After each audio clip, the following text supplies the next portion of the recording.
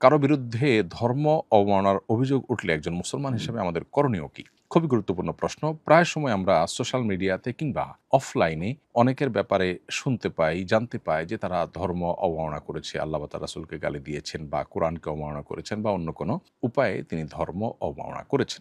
এই ধরনের অভিযোগ কারোর ব্যাপারে যদি উঠে, তাহলে সাথে সাথেই আমরা সেটাকে বিশ্বাস করে ওই ব্যক্তির বিচারের ভার নিজের কাঁধে তুলে নেওয়ার কাজটি আমাদের জন্য মোটেও সমীচীন হবে না। ইসলাম একজন মানুষ সম্পর্কে কোনো অভিযোগ উঠলেই সেটাকে যাচাই বাছাই করা ছাড়া বা সেটা প্রমাণিত হওয়া ছাড়া কোনো অবস্থান গ্রহণ করতে আমাদেরকে অনুমোদন করেন। আল্লাহ সুবহানাহু ওয়া তাআলা বলেছেন, ওয়ালা তাকফু মা লাইসা লাকা বিহি ইলম, যে বিষয়ে তুমি নিশ্চিতভাবে জানো না সে বিষয়ে কোনো অবস্থান গ্রহণ করতে যাবে না। আল্লাহ সুবহানাহু ওয়া তাআলা আরো বলেছেন যে কোনো ফাসিক যদি তোমাদের কাছে কোনো সংবাদ নিয়ে আসে ফাতাবাইয়ানু, তাহলে সেই সংবাদ তোমরা যাচাই করবে, সেটার সত্যতা নিশ্চিত হওয়ার চেষ্টা করবে, পরখ করে দেখবে।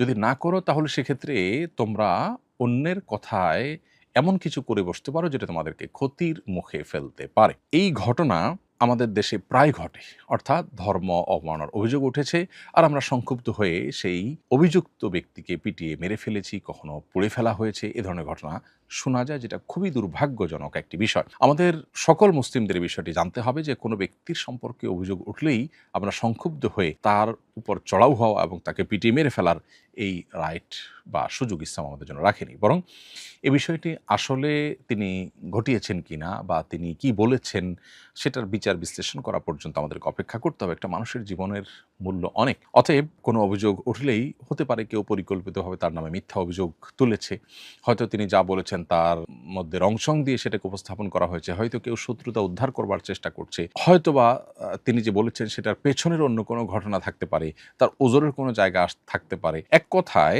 কোনো ব্যক্তির বিরুদ্ধে ধর্ম অবমাননার অভিযোগ উঠলেই আমরা তাকে অপরাধী মনে করা এবং অপরাধী মনে করে তাকে বিচারের কাজ নিজের কাঁধে তুলে নিয়ে আমরা তার উপর চড়াও হওয়া, এটা উচিত নয়। নবী করিম সাল্লাল্লাহু আলাইহি ওয়াসাল্লাম তার কাছে যখন সাহাবায়ে কেরাম অনেক সময় জিজ্ঞাসা করতেন, হে আল্লাহর রাসূল, অমুকে এই কথা বলেছে, এই কাজ করেছে, যার ফলে আমার মনে হয় তার মৃত্যুদণ্ড হওয়া উচিত, আপনি আমাকে কি অনুমতি দিবেন? আমি তার গর্দান উড়িয়ে দিব। এখানে দেখা যায় যে নবী করিম সাল্লাল্লাহু আলাইহি ওয়াসাল্লাম মদিনা রাষ্ট্রের বিচারিক প্রধান হিসাবে তার অনুমোদনের অপেক্ষা করতেন সাহাবায়ে কেরাম। এ ধরনের ঘটনায় বা এ ধরনের আর্গুমেন্টের ক্ষেত্রে নবীজি কখনো কাউকে পারমিশন দিয়েছেন এমনটা সচরাচর দেখা যায় না। এখান থেকে বোঝা যায় যে সাহাবীরা পর্যন্ত নিজের বিচারে কেউ মৃত্যুদণ্ডের উপযুক্ত মনে হলেও নিজে মৃত্যুদণ্ড সরাসরি কার্যকর না করে নবী সাল্লাল্লাহু আলাইহি ওয়াসাল্লামের অনুমোদনের অপেক্ষা করতেন এবং তার কাছ থেকে পারমিশন নিতেন। এখানে কিন্তু একটা শৃঙ্খলা বোধের শিক্ষা আমরা পাই। বিধায় কোনো ব্যক্তির বিরুদ্ধে ধর্ম অবমাননার অভিযোগ উঠলেই তাকে অপরাধী মনে করা এবং তার বিচারের ভার নিজের কাঁধে তুলে নিয়ে তার উপর চড়াও হওয়া, তাকে পিটিয়ে মেরে ফেলা কোনো অবস্থাতেই আমাদের জন্য জায়েজ নয়। বরং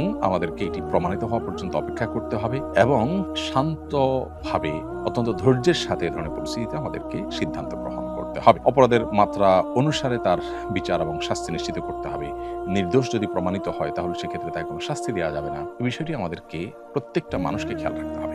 এখানে একটা বড় গ্যাপের জায়গা হলো, দুঃখজনক বাস্তবতা হলো আমাদের সমাজে ধর্ম অবমাননাকারীদেরকে আইনের আওতায় এনে উপযুক্ত শাস্তি দেবার কোনো কালচার আমাদের দেশে নেই। বরং সত্যিকার অর্থে বলতে গেলে ধর্ম অবমাননার জন্য সেরকম কোনো শাস্তির ব্যবস্থাই আমাদের সমাজে নেই বা প্রচলিত আইনে নেই, যার ফলশ্রুতিতে সাধারণ মানুষের মধ্যে অনাস্থা কাজ করে যে আইন বা প্রশাসনের হাতে তুলে দিলে যথাযথ তদন্তের মাধ্যমে আদৌ বিচার হবে কিনা, আদৌ উপযুক্ত শাস্তি সে পাবে কিনা অভিযুক্ত ব্যক্তি যদি প্রমাণিত হয়, সেক্ষেত্রে এই আস্থার যে ঘাটতি, এটার ফলে কিন্তু অনেক সময় মানুষ আইন হাতে তুলে নিতে প্রস্তুত হয় এবং উদ্যত হয়। তো এখানে রাষ্ট্র এবং যথাযথ কর্তৃপক্ষের একটা বড় দায়িত্বের জায়গা আছে।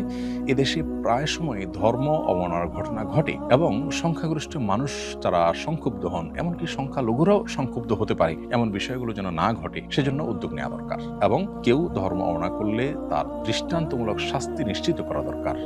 সুতরাং ধর্ম অবমাননার ব্যাপারে কঠোর আইন এবং সে আইনের যথাযোগ্য প্রয়োগ, এটি সাধারণ মানুষকে আইন হাতে তুলে নেওয়ার ব্যাপারে নিরুৎসাহিত করতে পারে। আমি আশা করব যে এই ব্যাপারে রাষ্ট্র এবং যথাযথ কর্তৃপক্ষ তারাও দায়িত্বশীলতার পরিচয় দিবেন। একদিকে আমাদের সাধারণ মুসলমানদেরকে যেমন দায়িত্বশীলতার পরিচয় দিতে হবে, অপরদিকে সংশ্লিষ্ট কর্তৃপক্ষ তাদেরও এই বিষয়গুলোকে যথাযথভাবে নিরসন করবার জন্য সদিচ্ছা তাদের থাকতে হবে এবং যথাযথ উদ্যোগ থাকতে হবে, যাতে করে সাধারণ মানুষের আস্থার কোনো ঘাটতি না থাকে। আমরা সাধারণত রাস্তায় ভ্যান বা সাধারণ দোকান থেকে নন ব্র্যান্ডেড কাজল, লিপস্টিক সহ বিভিন্ন কসমেটিক্স ব্যবহার করি, যেগুলোর উপাদান সম্পর্কে জানা সম্ভব হয় না। আবার হালাল সার্টিফিকেট যুক্ত ব্র্যান্ডের কসমেটিকের দাম বেশি হওয়ায় সেগুলো সবার পক্ষে কেনা সম্ভব হয় না। এ অবস্থায় সাধারণ কসমেটিক্স ব্যবহার করা কি শরীয়তসম্মত হবে? কসমেটিক্সের ক্ষেত্রে হালাল হারামের বিষয়টি সম্পর্কে আমাদের বেশিরভাগ মানুষের ধারণা নেই, অথচ আমরা পানাহারের মাধ্যমে যেরকম আমাদের শরীরে হারাম ভক্ষণ, হারাম পান করার অপশন আছে, ঠিক একইভাবে আমরা অনেক প্রসাধনী ব্যবহার করার মাধ্যমেও শরীরে হারাম প্রবেশ হতে পারে। এই জন্য এই বিষয়টি আমাদের সতর্ক হতে হবে এবং প্রসাধনী গুলোর কোথায় কি উপাদান আছে না আছে সেটা আমাদের খোঁজ করে বের করা দরকার এবং সতর্ক থাকা দরকার। এবং এগুলোর মাধ্যমে স্পিরিচুয়ালি আমরা ক্ষতিগ্রস্ত হয়ে আধ্যাত্মিকভাবে অনেক সময় ক্ষতিগ্রস্ত হওয়ার সম্ভাবনা বা শঙ্কা থাকে।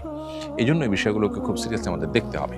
যে সমস্ত ইহুদি কোম্পানিগুলোর তালিকা আমরা বিভিন্ন মাধ্যমে পাই, আমরা দেখতে পাই সেখানে ফুড আইটেমের চাইতেও বরং যে কোনো আইটেমের চাইতে তাদের সবচেয়ে বেশি বিজনেস হয়ে থাকে সচরাচর এই ধরনের ইস্যু, অর্থাৎ আপনার প্রসাধনী রিলেটেড বিষয়গুলো নিয়ে তারা কাজ করেন সবচেয়ে বেশি। এই জন্য আমাদেরকে এই বিষয়গুলোতে অনেক বেশি সতর্ক থাকতে হবে। যদি আপনি আপাত দৃষ্টিতে হারাম কোনো কিছু আছে বলে সেখানে দেখতে না পান, তাহলে সেক্ষেত্রে এটি আপনার জন্য মৌলিকভাবে ব্যবহার করা জায়েজ আছে, কিন্তু কি আছে না আছে সেটি বিশেষ করে সন্দেহ যখন হবে, মালিক বা প্রতিষ্ঠান অমুসলিম কোনো কান্ট্রি থেকে উৎপাদন করছে, সেখানে সম্ভাব্য কোনো হারাম থাকতে পারে, এরকম যদি মনে হয় এবং সেটা আপনার জানা না যায়, তাহলে অ্যাভয়েড করতে পারলে সেটা অবশ্যই তাকওয়ার দাবি। যে মানুষ যে স্থানে মৃত্যুবরণ করে সে স্থানের মাটি দিয়েই তাকে তৈরি করা হয়েছিল, এই বিশ্বাস কি ইসলাম সম্মত?